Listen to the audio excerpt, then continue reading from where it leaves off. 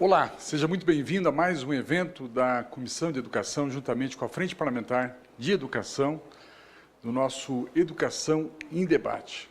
Quero agradecer aqui a presença de todos, agradecer à TV Câmara por mais essa parceria. Estamos ao vivo para todo o Brasil, agradecer a Eugênio em nome da comissão, agradecer aos nossos companheiros e muito especialmente os deputados que já estão aqui junto conosco. O deputado Pedro Fernandes, nosso contumaz e assíduo participante aqui da nossa Educação em Debate, ex-secretário de Estado da Educação do Estado do Maranhão, um deputado atuante aqui da comissão, e também o deputado Angelim, o nosso deputado lá do Acre, ele que foi prefeito lá de Rio Branco, professor universitário também, que prestigia sempre as nossas palestras aqui. E dizer da nossa alegria de termos hoje aqui a presença do Rodrigo Pimentel, ele que é o diretor para a América Latina da Google for Education. Nós temos acompanhado já, Rodrigo, essa plataforma da Google, temos visto, inclusive, várias escolas privadas já implementando, e nós acreditamos que haja um potencial muito grande para que a gente possa levar para a educação pública essa plataforma. Então, eu quero agradecer a sua presença. O Rodrigo Pimentel, ele é de Brasília, mas mora já há muitos anos em São Paulo. Ele é engenheiro eletricista, formado pela Escola Federal de Itajubá, de Engenharia de Itajubá, MBA pela FEA USP e extensões em Harvard e George Washington University. Atualmente, Rodrigo é o Head Latam da Google for Education, responsável pela área de educação da Google para a América Latina. Com extensa experiência em parcerias público-privadas, Rodrigo liderou projetos de inclusão digital em educação na Microsoft e, mais recentemente, trabalhou como diretor da área de projetos de infraestrutura na General Electric para a América Latina e, atualmente, é diretor para a América Latina do Google for Education. É uma plataforma, Google for Education, uma plataforma tecnológica desenvolvida pela corporação norte-americana para oferecer ferramentas de ensino para alunos e professores. A ideia incorpora as novas tecnologias, como tablets e a internet, como instrumentos de aprendizagem. Então, Rodrigo, muito obrigado pela sua presença, seja muito bem-vindo e você tem a palavra. Muito obrigado, eu queria agradecer a todos, especialmente ao deputado pelo convite. Estou muito honrado de estar aqui de volta na minha terra e falando desse tema que é super para o Brasil, que é educação. E por que o Google, de certa forma, começou a entrar nesse tema de educação? Fala um pouquinho da história antes da gente entrar na apresentação propriamente dita. O Google for Education começou mais ou menos uns 9 anos atrás, né, por demanda dos professores. Né? Os professores seguiam muito preocupados, assim, dizendo, poxa, mas qual o meu papel nessa história, sendo que o aluno já chega aqui com as respostas prontas. Ele já procura no Google e me desafia quando eu estou falando ali na frente, né? E a gente começou a pensar juntos, então, como é que a gente pode ajudar a criar algumas ferramentas para deixar esse professor mais preparado e para, de certa forma, diminuir um pouco esse buraco que hoje em dia continua se aprofundando cada vez mais entre o aluno e a escola, né? A escola passou a ser desinteressante. Essa é a triste realidade, né? Em toda palestra que eu vou, circulando o Brasil afora, eu sempre pergunto, assim, para as audiências mais diversas, quem ainda acredita que a presença do professor é fundamental? E todo mundo levanta a mão. E a segunda pergunta é, mas quem acredita que o aluno está absolutamente feliz e contente na sala de aula? Então, e também é consenso, todo mundo acredita que não está. Então, como é que a gente consegue, de novo, trazer ferramentas que são leves, que são abertas, que são gratuitas, inclusive, também, para deixar essa história mais divertida de novo, né? Recuperar esse aluno para dentro da sala de aula. Então, a gente começou a criar ferramentas que vão nessa linha, né? Acontece que nos últimos 30, 40 anos, onde a gente olha a tecnologia aplicada à sala de aula, deputado, a gente vê com muita clareza também uma pressão muito grande para você ter lousa digital, para você ter nomes fortes, com ferramentas complexas e tal, e simplesmente não tem funcionado, né? Mesmo em escolas privadas, você mencionou escolas privadas, começa a usar a Google for Education e tudo mais. Então, a gente também veio para questionar, de certa forma, primeiro de tudo, o papel da tecnologia aplicada à educação. Tem que ter um foco no aluno. O aluno é o destino da nossa jornada aqui de verdade. Se a gente perde isso de foco, a gente erra o alvo, né? E acaba virando uma bola de neve que depois não se conclui, né? Então, eu queria resgatar um pouco, durante a minha fala hoje todinha, esse foco no aluno. E vamos começar falando um pouco sobre isso, nesse tema de inovação em sala de aula. Passa o próximo, por favor, Wellington. Isso aqui é os temas que eu gostaria de cobrir hoje com vocês. Então, o olhar do aluno e as habilidades do futuro. Quando a gente fala inovação, o que significa inovação para o Google?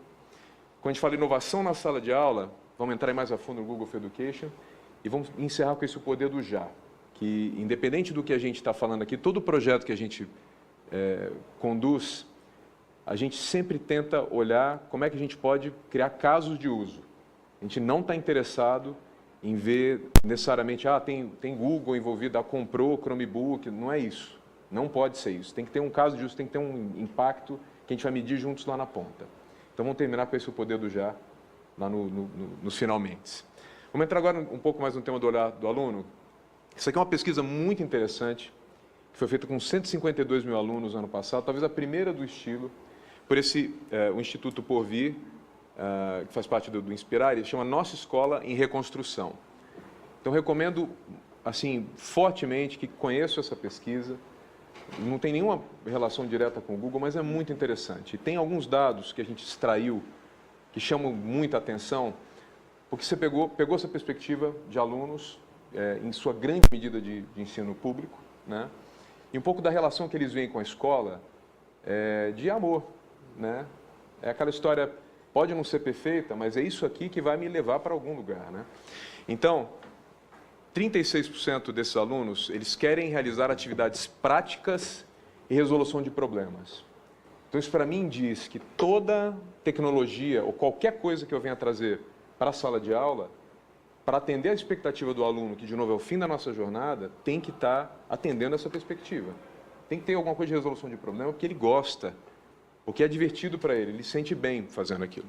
Segundo ponto, talvez o mais interessante de todos eles aqui, 65% desses alunos querem ser preparados para o mercado, desenvolver conhecimento e relações humanas. Essa mesma pesquisa aponta que 33% desses meus alunos querem ir para a escola só para fazer Enem.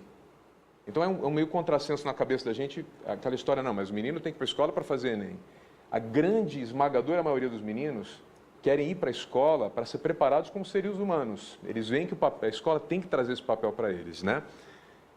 E por fim, 72% sentem falta de participar das decisões das suas escolas. A primeira vez que eu mostrei esse slide foi num congresso de universidades, recente. Aí, lá na conversa, eu fiz a pergunta para vários mantenedores, lá tinham quase 300 pessoas lá na audiência, quem de vocês aqui envolve os alunos de vocês nas tomadas de decisões da universidade? Ninguém levantou a mão. O que é uma coisa muito curiosa, né?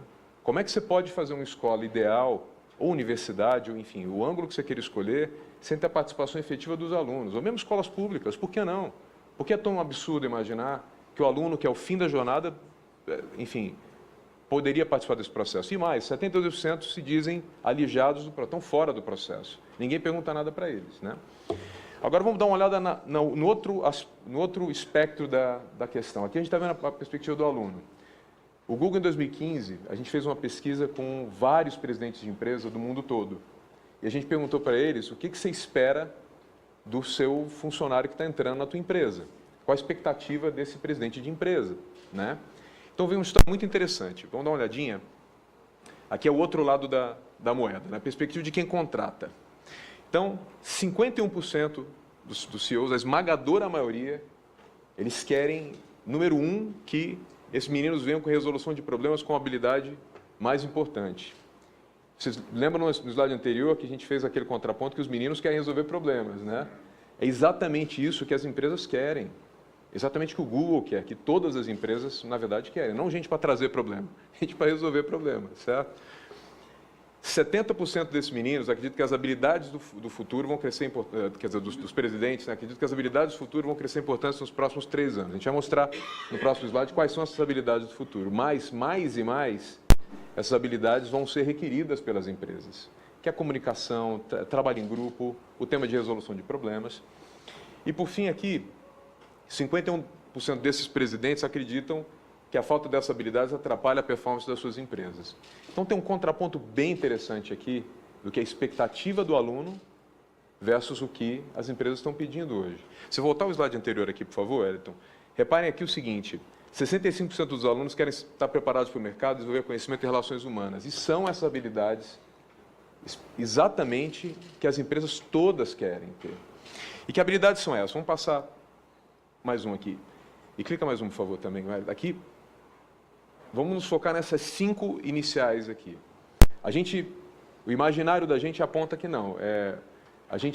Que a gente que fala inglês, né, com outra língua, que na prática toda empresa, de certa forma, está pensando com esse jeito aqui assim, que diz que resolução de problema, teamworking, comunicação, pensamento crítico e criatividade são coisas fundamentais.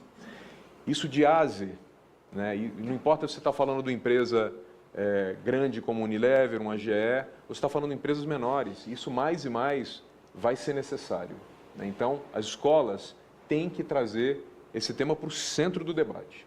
Como é que prepara os seres humanos, né, que estão ali. E, para além disso, para deixar esse caldo ainda mais interessante, a gente trabalha com a perspectiva real, deputado, que 60% dos meninos que estão hoje nos bancos escolares vão trabalhar em coisas que ainda não existem. 60%. E eu não estou falando aqui que todos os meninos que vêm de escolas públicas ou privadas vão trabalhar em empresas de tecnologia. 60% são modelos de negócios novos. De repente, o próprio filho de caminhoneiro que comprou um caminhãozinho e montou uma empresa de carga com um jeito diferente de fazer. Então, a criatividade, o empreendedorismo, isso já é a tônica. Então, 60% desses meninos que estão hoje nos bancos escolares vão trabalhar em coisas que não existem. Não significa dizer que o administrador de empresa, advogado, médico vai deixar de existir, não é nada disso. Mas que a relação com o trabalho vai mudar demais, né? Eu estive no México, mais ou menos uns 2 meses atrás, com a Universidade Tec de Monterrey, que não deixa nada a desejar algumas boas universidades que a gente tem aqui no Brasil também. A perspectiva que eles já têm lá, eu estou falando de América Latina também, até para a gente não ir muito distante. Eles disseram que em torno de 17% dos meninos que terminam os cursos de graduação lá, montam a sua própria empresa. Esse número aumenta para perto de 25% depois do 3º ano de formado. Que, na verdade, na prática isso daqui. Os meninos, eles têm essa curiosidade natural, que a gente precisa arrumar uma forma de turbinar. Porque, quer a gente queira ou não, a demanda do mercado vai caminhar para isso, né? É para onde está indo o futuro, né? Então, a conclusão disso aqui tudo, dessa primeira sessão, que é o nosso foco no aluno, certo? Passa mais um, por favor. A escola precisa e quer ser inovadora. Uma coisa que a gente percebe claramente também, de A a Z, né? A gente vai nos sistemas públicos, a gente vai nas escolas privadas, universidades, tem quase que uma ansiedade das escolas de serem percebidas como inovadoras, né?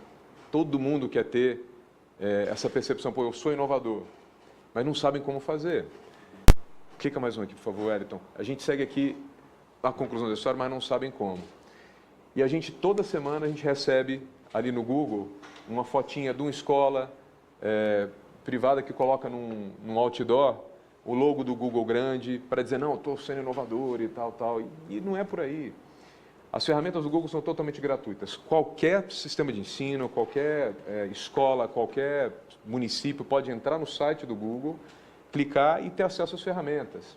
O que faz a diferença, por outro lado, é como você implementa essas ferramentas, né? A tecnologia por si só não vai te levar absolutamente nada. Você tem um logo do Google ou um logo de qualquer empresa grande, sem ter, de fato, a aplicação daquilo, não vai te levar a nada. Então, existem formas de resolver essa questão da ansiedade pela inovação. Eu queria entrar um pouquinho mais agora, pelo menos olhando para a perspectiva do Google, o que é inovação lá dentro de casa. Para depois a gente mostrar isso, como é que funciona isso para a educação, da forma como a gente enxerga. Então, dentro do Google, a gente começa com uma premissa básica. Passa, por favor, a próxima aqui. Aqui são onde aconteceram algumas das principais revoluções em inovação do mundo. Aquela casinha rosa ali da esquerda, onde foi criada a HP. Daquele tamanhozinho, né? A casinha da direita é onde foi criado o Google. na casa da Esther, que eu tive a oportunidade de conhecê-la, isso em novembro do ano passado. Ela fez uma palestra lá no México com a gente vai trazê-la para o Brasil breve também. Está louca para vir para cá conhecer e tal. Ela é uma professora super renomada, super apaixonada por educação, e ela trouxe o Sergey e o Larry Page lá para, enquanto eles ainda faziam lá o doutorado deles lá em Stanford, e ali que foi o nascedouro da história, né? E tem uma história muito engraçada, que lá nos escritórios da gente, a gente tem comida disponível e tal. A história que ela conta, ela confirma essa história, é que ela comprou uma vez uma geladeira e deixou lá a geladeira e vira e mexe quando ela passava lá para pegar coisa, não tinha nada na geladeira. E não tinha nada, ela foi falar percebeu que aí eles estavam pegando, falou, quer saber? Leva essa geladeira aí para baixo e vou manter ela cheia, vocês pelo menos não sobem aqui para me encher o saco, entendeu? E a partir daí, essa cultura de você trazer comida para os escritórios do Google começou a aparecer.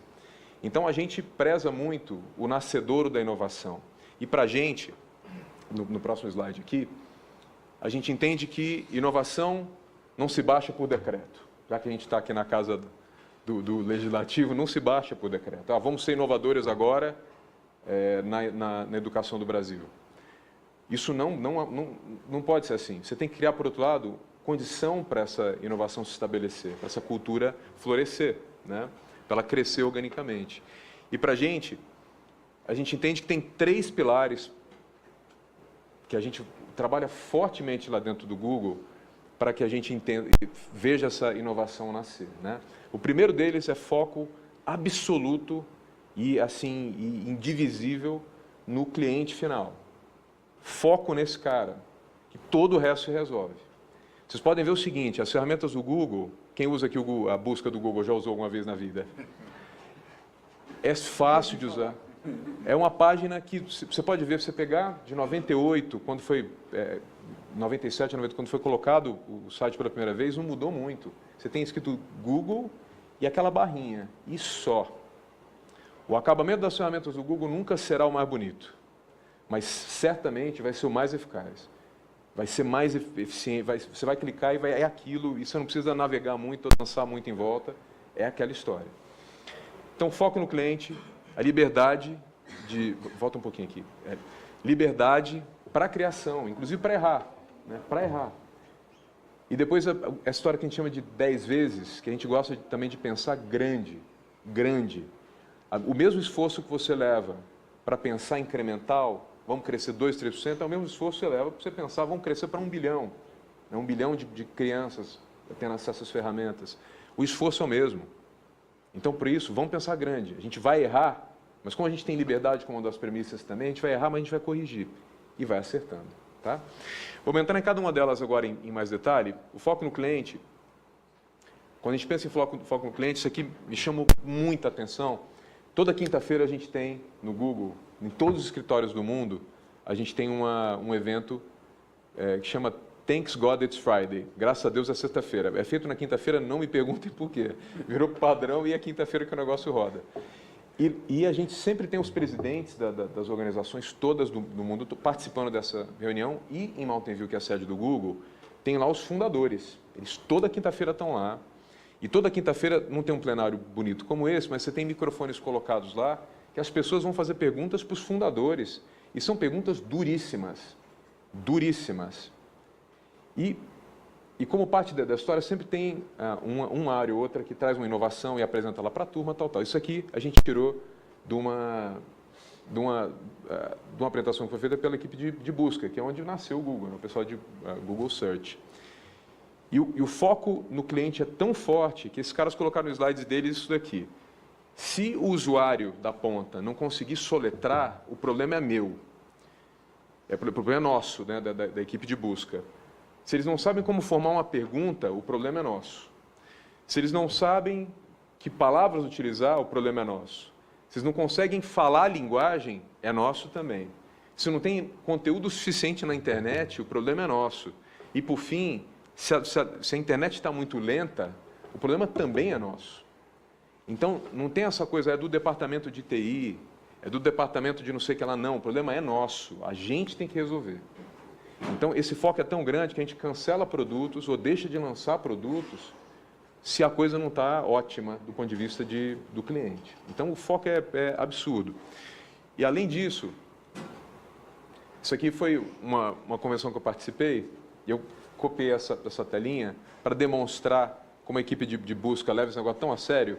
Quando você clica, por exemplo, Câmara dos Deputados, aparece lá não só aonde fica o anexo 2, mas mostra lá já um linkzinho que você quiser clicar no Google Maps, ele te leva. A gente está vendo esse hotel Gramado lá no Rio Grande do Sul, e ele já mostra ali em cima, quando começa a fazer a busca. Gramado, qual que você quer? O Royal, Cosmopolitan, Porto Alegre, já tem os reviews colocados aqui, já tem anúncio, disponibilidade, já tem toda uma história que você pode fazer em cima de um clique simples. Então, é bem nessa linha.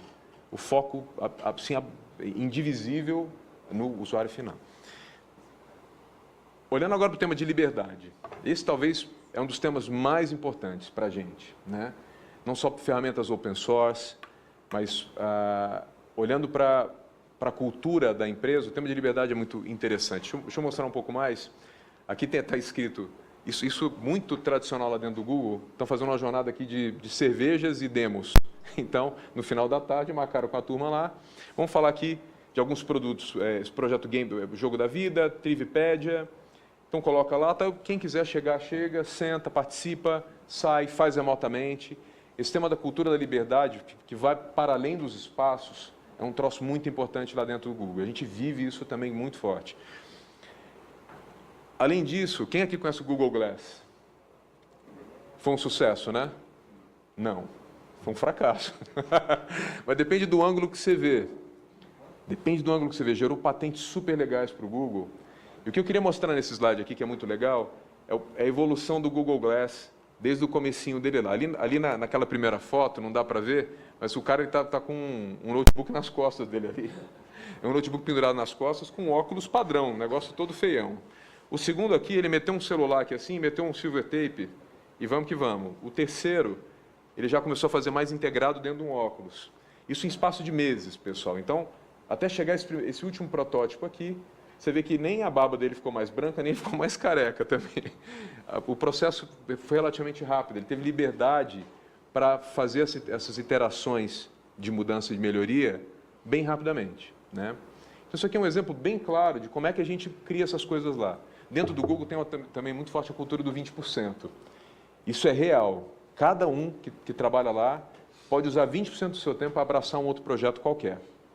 E daí saem coisas incríveis, incríveis, porque você traz visões diferentes para dentro do seu dia a dia e ajuda uma outra área com tecnologias ou ideias diferentes. Então, essa coisa da liberdade segue sendo muito forte lá dentro para a gente. A história do 10x, do 10 vezes. Como eu falei, para você pensar incremental e você pensar 10 vezes, o esforço é o mesmo. Mas vamos pensar, então, na história dos moonshots, né? O tiro na lua. Vamos pensar grande. Em vez da gente pegar uma escola e uma turma para fazer um piloto, vamos pegar mais, vamos analisar mais, tendo como premissa que a gente vai errar. A gente vai errar. Ontem eu estava numa prefeitura, inclusive, e comentando com os coordenadoras todas, não, mas como é que vai, todo mundo muito nervoso, né? Como é que a gente vai começar o projeto? A gente falando, olha, gente, podem ter certeza de uma coisa, a gente vai errar. Todo mundo me olhou assim. Mas a gente vai errar juntos. A gente vai fazer um pré-projeto muito bem feitinho, vai analisar o que precisa ser feito, vão olhar para todos os ângulos aqui, vão treinar, tal, mas a gente certamente vai errar, e tudo bem. E a gente vai ter pensado tão bem antes de começar a fazer, que a gente vai errar pequenininho, e a gente vai reiterando e ajustando para cair no caminho certo, que vai ser muito mais rico e muito melhor do que todos nós imaginamos no início dessa jornada, né? Olhando para o tema do 10x, apareceram nessa história de trazer 20% para pensar junto, na jornada de cerveja de desenvolvimento, nas coisas de você colar celular do lado e tudo mais, apareceram, por exemplo, produtos como essa lente de contato que mede a taxa de açúcar no sangue. Surgiram coisas como o projeto Loom, que é esse balão, um dos primeiros testes foi aqui em Piauí, no Brasil. Dentro dos próximos 3 anos, a gente deve ter um produto de fato viável para levar a internet em locais onde é inacessível ter acesso à internet. A gente está já em etapas finais do lançamento do carro sem motorista também.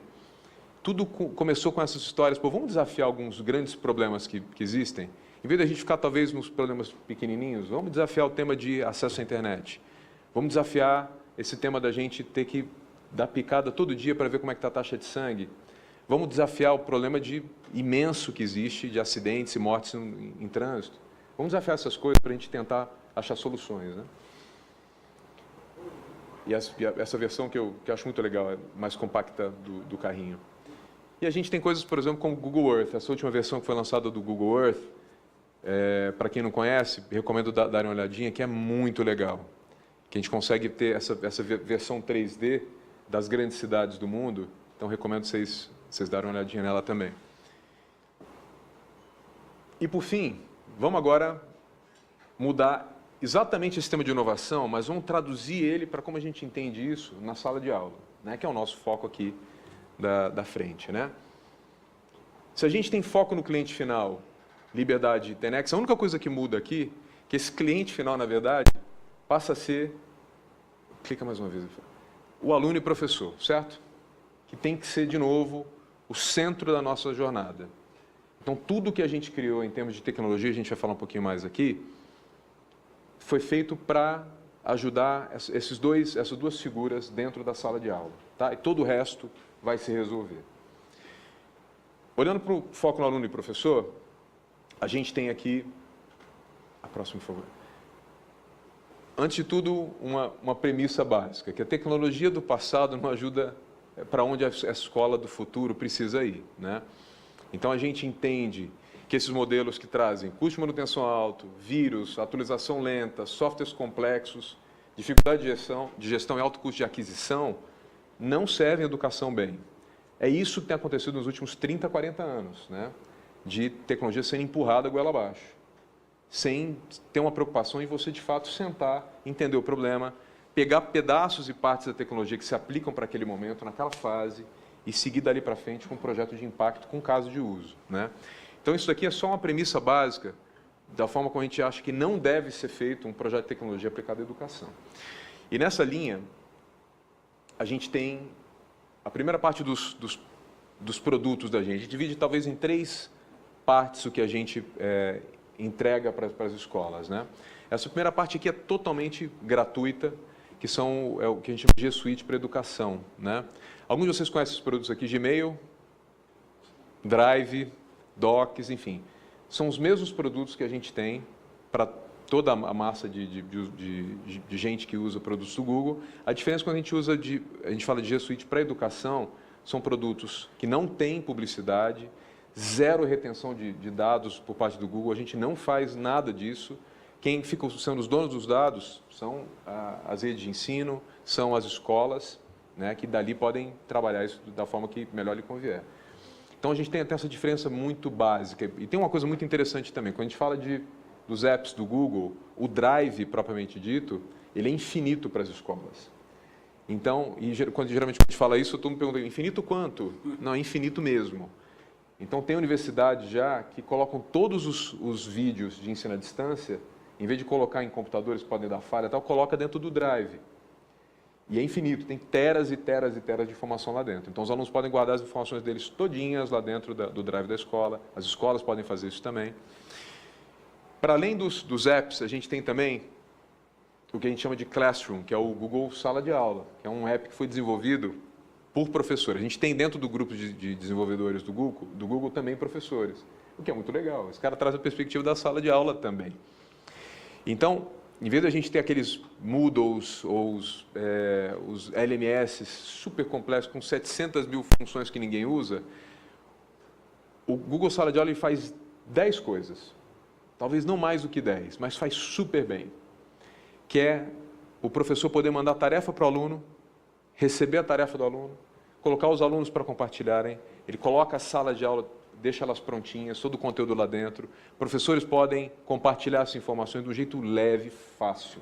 Então, também Google Sala de Aula, gratuito, com parte do G Suite para a educação. A terceira ponta são os equipamentos, né? O Google pensou, como é que a gente pode pensar 10 vezes o TENEX para mudar um pouco essa questão da relação de equipamento em sala de aula. Porque a gente entende que tem muita tela azul acontecendo aí. Quando você abre o teu computador, você pode sair para tomar um café. Achei graça, inclusive, o Wellington passou para mim o e-mail dizendo, olha, Rodrigo, precisa levar o pendrive com a tua apresentação amanhã. Eu falei, vamos trabalhar na nuvem, moçada. Então, a gente está trabalhando tudo aqui na nuvem, né? E o Chromebook veio para quebrar um tanto dessas premissas também. É um equipamento que você consegue, ele tem no mínimo 10 horas de bateria, então você não precisa ficar carregando o tempo todo. Então, para a sala de aula, especialmente no setor público, é fundamental. Você não precisa fazer grandes alterações físicas para poder colocar para carregar o que você precisa carregar. Você abriu em até 7 segundos, ele já está funcionando. Não tem vírus, ele é assim, não tem como entrar vírus ali dentro. Tem todo um mecanismo de otimização de atualizações e tal. E mais importante de tudo, ele é compartilhável. Ele foi feito para você, eu entrego para você, deputado, você coloca o teu usuário e senha, tem toda a tua história ali dentro. Fechou, coloca num carrinho, leva para outra sala, abre, tem toda a tua história ali dentro. É feito para ser ágil, fácil, que nem é a busca do Google, que nem é a grande parte dos ferramentais que a gente cria, né? Então, por isso, já é quase 60% do mercado americano em educação é Chromebooks. A gente já está crescendo fortemente aqui no Brasil. A gente imagina que deve chegar a ser 10% até o final do ano. Já tem vários estados que já estão em processo de licitação, várias escolas privadas já entenderam que dá para ser mais eficaz na sala de aula usando todo esse ferramental. Além de ser mais barato que todo e qualquer notebook que você tem disponível, né? Então, criamos o Chromebook também nessa linha, nessa premissa de ser foco no usuário e ser leve. E, por fim, a gente tem essa ferramenta que a gente vai lançar em breve, quer dizer, já está disponível no Google Play e na lojinha da Apple também. Quem que já ouviu falar do Expeditions? É realidade virtual aplicada na sala de aula, deputado. Isso é o seguinte, o cardboard vocês conhecem, do Google, aquele óculos que é feito de papelão? É, aliás, um belo projeto de ciência para uma escola, né? Você fazer o desenho e cortar e fazer o seu próprio óculos de 3D. Como a gente trabalha muito com a história de ser acessível à tecnologia, então, é talvez a forma de realidade virtual mais barata que existe. Você usa o teu próprio celular, para começo de história, você pega e coloca nesse óculos que é feito de papelão. E o Expedition ele foi feito para o professor ter o controle de algumas expedições dentro da sala de aula. Tem 600 expedições, entre elas a gente leva ali, a gente tem as pirâmides do Egito, tem muralha da China, tem tubarões no mar do Caribe, tem um monte de coisa legal. Então, o aluno, você imagina, ele está na sala de aula e pega, coloca o celularzinho dele lá, num óculos de papelão, de R$10, coloca lá, o professor pega um Chromebook, um tablet, escolhe para qual expedição ele quer levar aquele aluno, clica, e automaticamente os meninos, todos os celulares são sincronizados naquela expedição, eles começam a olhar, tal.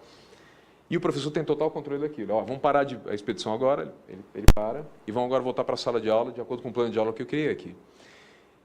E a gente fez um lançamento extraoficial ainda no passado em algumas escolas públicas de São Paulo. E assim o resultado foi muito legal. A molecada andava e rolava no chão. Assim, mudou a dinâmica todinha da sala.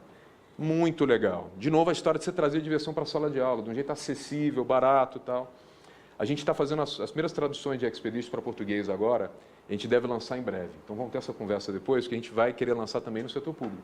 Em algumas redes aí que a gente vai querer convidar para esse lançamento. Então, essa terceira frente, Expeditions, são plataformas também de acesso, e onde eu também incluo o YouTube Educação, YouTube EDU, que é uma plataforma curada pelo pessoal da Fundação Lema. Então, tem milhares de professores do Brasil todo que querem colocar suas aulas disponíveis no YouTube e o fazem através do YouTube Educação. Então, tem aulas excelentes ali, gratuitas também. E é feita a curadoria pelo pessoal da Fundação Lema, são professores também. Então, está lá disponível. Então, são plataformas de acesso também. Tá? E mais importante de tudo, também premissa básica, já que nosso foco é o usuário, né? Nosso foco é centrado nisso, a gente acredita que tecnologia tem que ser ferramenta, não pode ser tecnologia por tecnologia. E tem que ser ligada a alguns princípios de aprendizagem. Esse princípio de aprendizagem, a gente fez um trabalho com o pessoal da Universidade de Colômbia, para saber quais são os princípios de aprendizagem que deveriam ser suportados por tecnologia, para de fato você ter isso eficazmente levado para a sala de aula. O primeiro princípio, são todos 5 princípios, eu peguei 2 aqui por questão de tempo, vamos falar do personalizado e mensurável. Tecnologia tem que ser personalizado, tem que ser personalizada, né? Tem que ser... Se você está na 5ª série e você tem responsabilidade de 5ª série, você tem programa de quinta série, você tem que ter a tecnologia para suportar o menino da quinta série. O mais óbvio que possa parecer. E tudo e qualquer coisa que você vai fazer com tecnologia na sala de aula tem que ser mensurável, tem que dar condição para a prefeitura, tem que dar condição para a escola saber medir. Medir. Porque senão não funciona. Então como é que a gente consegue fazer isso melhor? Eu queria trazer o caso aqui do ENIAC, que é uma escola de Guarulhos, que é uma escola que atende classe C e D, e é bem interessante que eles vão desde o maternalzinho até a universidade lá no ENIAC. Então é bem interessante. O ENIAC fez um projeto mais ou menos um ano atrás com a gente, que resultou super interessante. E está ali disponível nesse eniac.com.br/case-google. Isso site que eles próprios fizeram. Então você pode dar uma checada lá em mais detalhes. Eu extraí um pouquinho das informações de lá, e parece que a gente convida eles para fazer essa palestra com a gente lá, e é coisa muito interessante. O que significa para eles ENIAC? Aliás, a gente faz os eventos muito assim, quem fala são as escolas, a gente fica mais quieto. É que eu estou falando até demais. Mas a gente geralmente traz escolas para contar como é que elas estão fazendo, né? Para o ENIAC significa engajar e motivar os estudantes, apoio à inovação e aprendizagem e simplificação da gestão acadêmica. Eles usaram esse termo, que é uma expressão muito gringa, do sala de aula invertida, o flipped college, né? Então eles abraçaram essa causa. Aqui, por que engajar e motivar os estudantes? De novo, foco no estudante, foco no estudante. Por isso que eu gosto demais quando a escola entende, quando a prefeitura entende o que a gente quer fazer, por que tem que engajar esse cara e o professor também? Para se melhorar os índices de retenção, motivação e aprendizagem. Motivação é igual a aprendizagem. E motivação é igual a retenção, né? A quantidade de meninos que têm abandonado os bancos escolares na América Latina, em especial no Brasil, é dramática, dramática. Então, o que eles pensam lá? Bem simples também, mudar essa história de você ter o sábio no palco, a pessoa que fica falando o tempo todo, para você ter aquele cara que fica de guia do lado, né? Então, nas conversas com professores, e ontem que eu estava comentando lá na prefeitura de São Paulo, de um município de São Paulo que eu estava, o papel do professor mudou mesmo. Mudou. Ele tem que ser o guia. O aluno vai saber mais do que ele, pelo menos instantaneamente. Ele vai olhar lá no celular e tal. Esse tema de você tirar o celular da sala de aula, super polêmico. A inclusão digital já aconteceu através de celulares, né? A grande maioria dos brasileiros já tem um celular. A questão toda é como você transforma toda essa massa de informação em conhecimento. E para isso o professor tem que ser o guia, né? Um pouco das estatísticas que eles levantaram, com o uso de Chromebooks lá, que eles usam massivamente, inclusive como livro de biblioteca. Então o aluno vai lá, deixa a identidade, pega um Chromebook para fazer pesquisa lá, né? 95% de redução de tempo de TI dedicado à manutenção e instalação, que é caro você manter.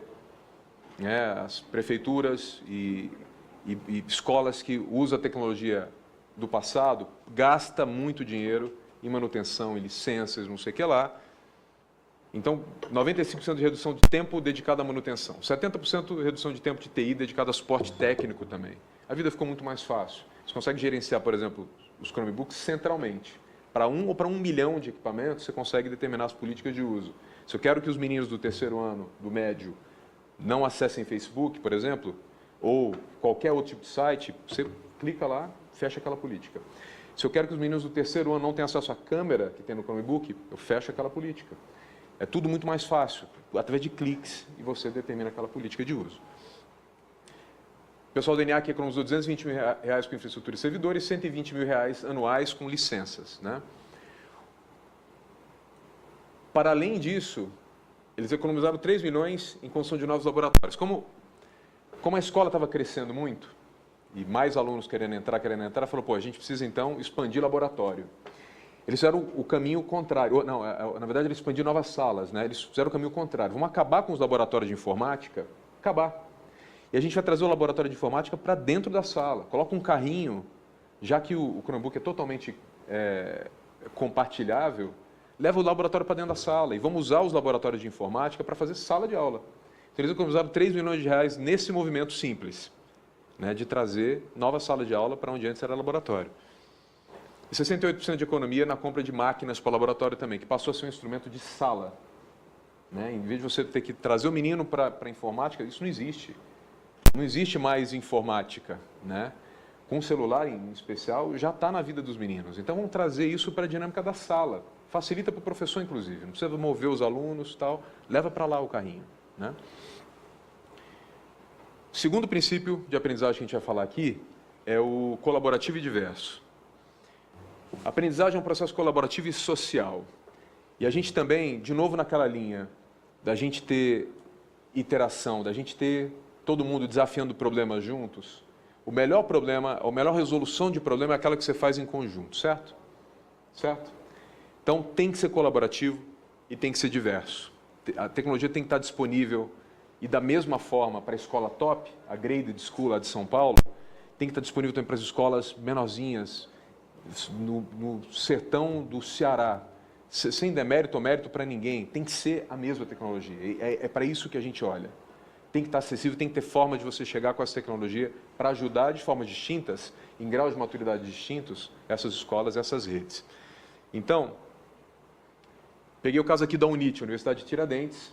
A gente falou de uma escola ciclo básico, vamos falar um pouco da universidade, para dizer também, tema de diversidade. A UNIT, quem conhece aqui a Universidade de Tiradentes, também focado em classe C e D, é um super caso de sucesso da gente, são apaixonados por inovação com Google, tem outras tecnologias também que eles utilizam lá e a gente adora, eles integram tudo e querem abraçar mais e mais. O UNIT começou com uma premissa muito simples aqui, que é justamente a premissa da palestra de hoje aqui. Não, traz no pendrive a palestra. Então, eles quiseram, vamos dar um fim nos pendrives, né? Como é que a gente pode pensar em ter uma forma mais leve da relação do aluno, professor, sala de aula com tecnologia? Então, eles pensaram, vamos fazer a integração do nosso portal, o Magister, com o Google Drive, para a gente acabar com esse fluxo de informação que ninguém sabe onde está. E com aquela coisa que é muito tradicional, eu fiz um documento aqui, mandei ali para o Wellington, que mandou ali para o Zé, que mandou tal. No final, qual é o documento final? Quem está com a versão final da história? Vamos, por outro lado, todo mundo colaborar no mesmo documento, na nuvem. Então, vamos fazer isso integrado no portal da UNIT. Então, foi assim que eles pensaram o projeto inicialmente, usando o Google Sala de Aula e o Drive. Um pouco do pré-projeto, e a gente é bastante chato, e, na verdade, quem faz esse trabalho todo, esse pré-projeto, essa profundidade que levou a isso daqui, são os nossos parceiros. E nessa linha, o pessoal da GetEdu, que está com a gente aqui, é o nosso parceiro que cuida aqui de Brasília, tem uma profundidade enorme em trabalhos com governos. Eles fazem esse trabalho com a profundidade que a gente gosta e da forma que a gente entende que tem que ser feito. Diferença do parceiro Google, por exemplo, e demais parceiros aí de tecnologia, implementação de tecnologia, essa turma vive e respira educação. Então, eles vão fazer as perguntas certas lá na ponta.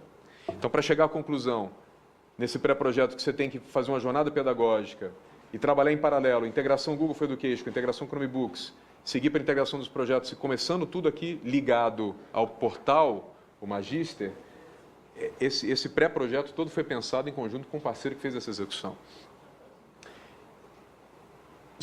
O seguinte slide. E aqui, para ilustrar a história da jornada de mobilização pedagógica, isso aqui foi o que a gente fez em vários campi da UNIT, jornada de mobilização pedagógica. Chama os professores, milhares de professores, a gente faz a capacitação dessa turma, a gente faz igualzinho quando está falando com prefeituras, passa por um processo de capacitação super grande e continuado, né?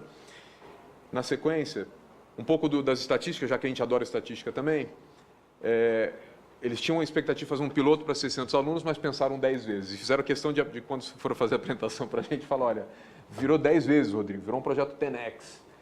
Era inicialmente 600, foi para 6.000 alunos, que inicialmente abraçaram a plataforma, se integraram e estão utilizando. Um pouco dos resultados dos alunos, enfim, alguns destaques aqui. Minha universidade mais inovadora a adotar as soluções do Google nas ferramentas em sala de aula, 87%.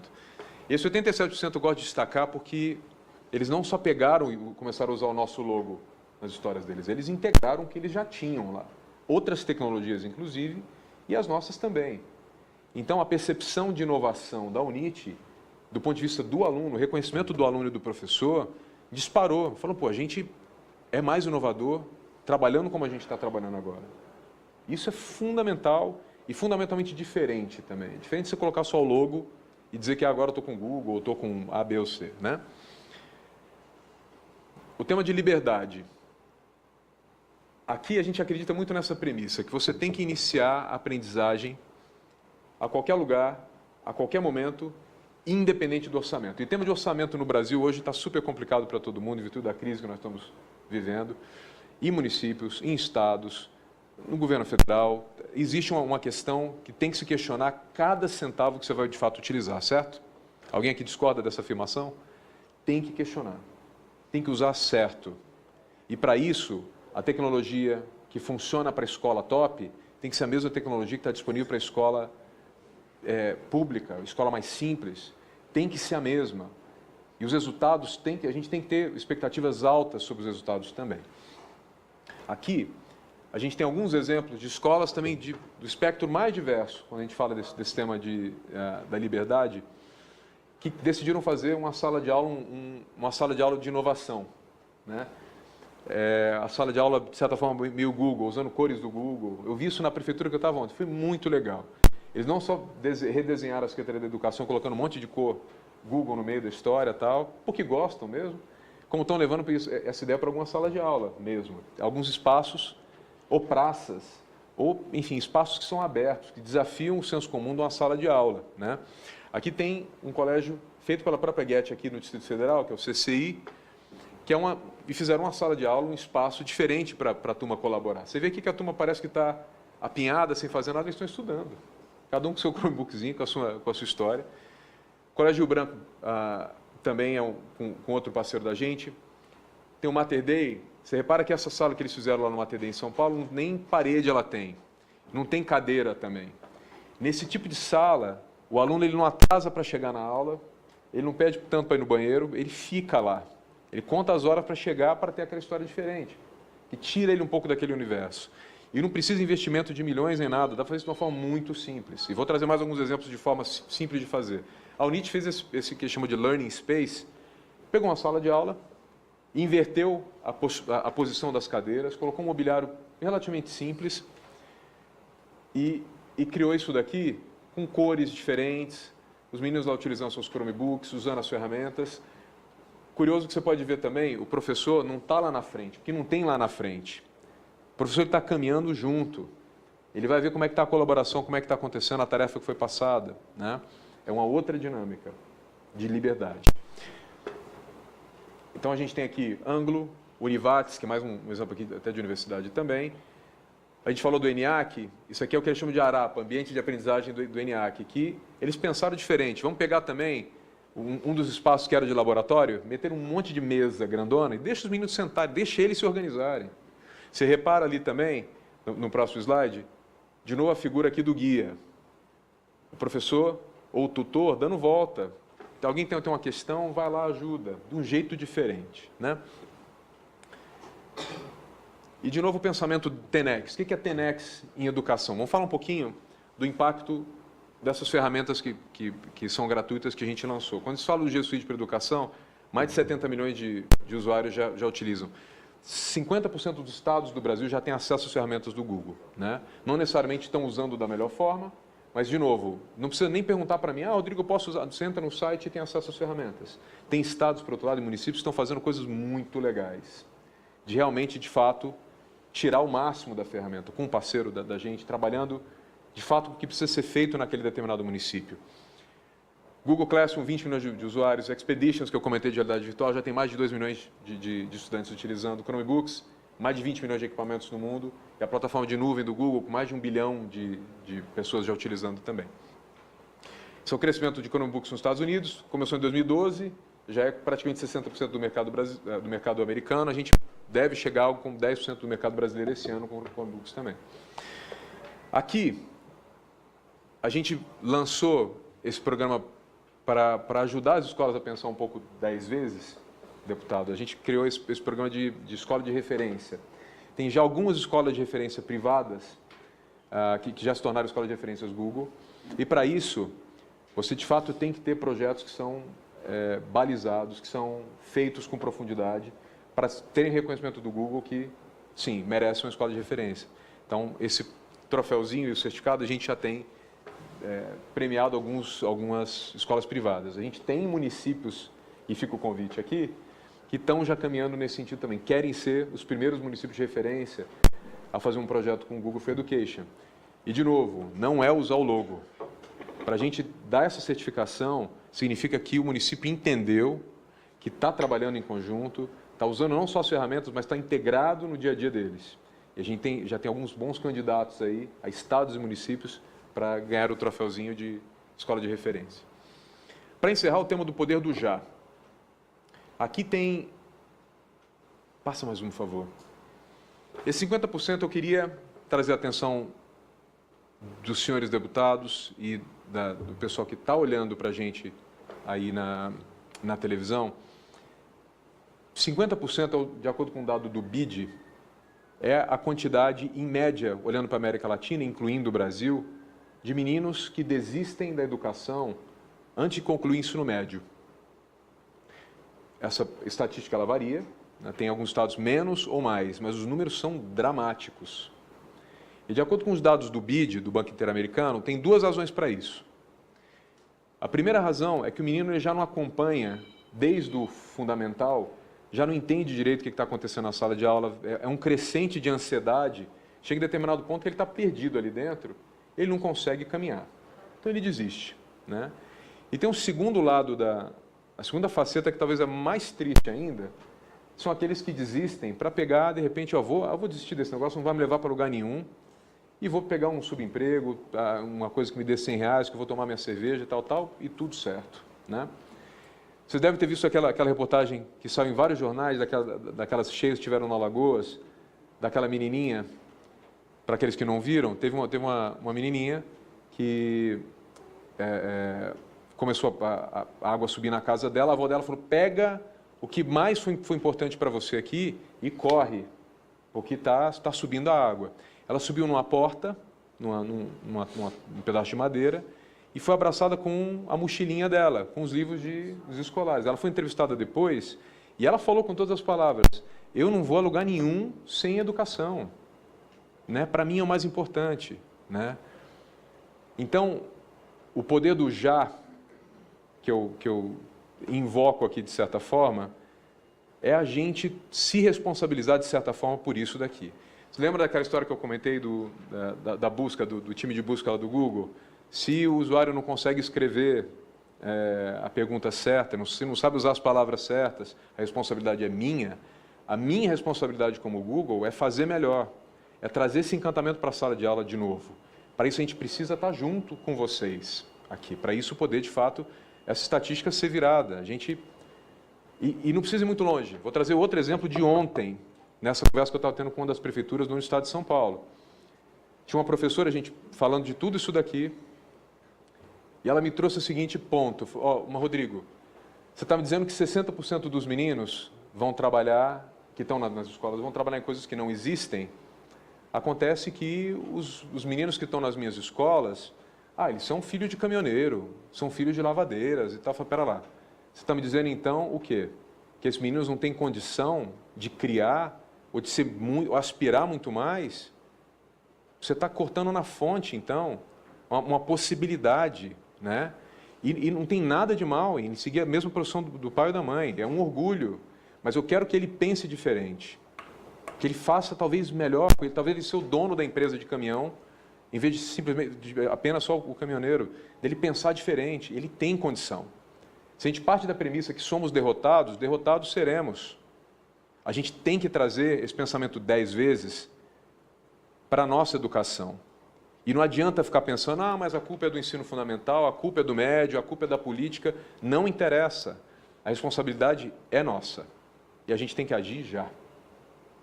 E nessa linha, eu queria trazer um vídeo para encerrar, de 2 minutinhos, um vídeo de um trabalho que a gente está fazendo, começamos há 2 anos atrás no estado do Amazonas, com todas as dificuldades que ainda seguem. A gente segue com esse projeto que a gente acredita demais. E no Amazonas, onde a gente tem alguns casos de alunos que vão para escolas rurais, de barco, demoram 4 horas para chegar, assistem a aula, voltam 4 horas e depois vão caçar para comer. Vamos lá. Eu sou muito curiosa, eu pergunto tudo. Meu nome é Rayandra, tenho tenho 12 anos, eu moro na Vila São Pedro, mais conhecida como Timbó. Ele é uma vila bem pequena, mas também todo mundo é unido. Eu quero seguir o espaço do meu pai. Ele cuida das pessoas que são doentes. Eu gosto de vir aqui para a escola porque eu aprendo mais e quero ser médica. Nossos alunos andam mais de meia hora para pegar a canoa ou o motor. A casa deles moram é simples, de madeira, mas as pessoas querem mesmo o melhor para seus filhos, né? E é os mais interessados em aprender. Eu acho que eles são os guerreiros.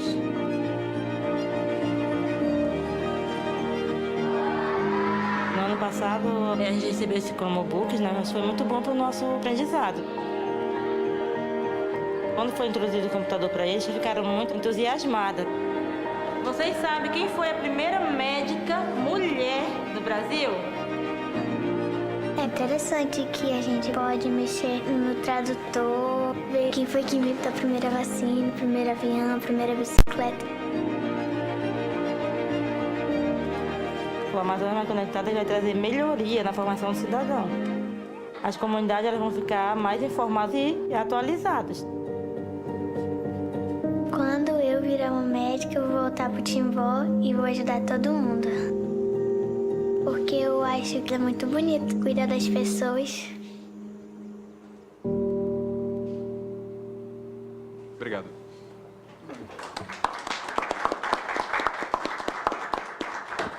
Muito obrigado, Rodrigo Pimentel, pela bela exposição, acho que muito interessante.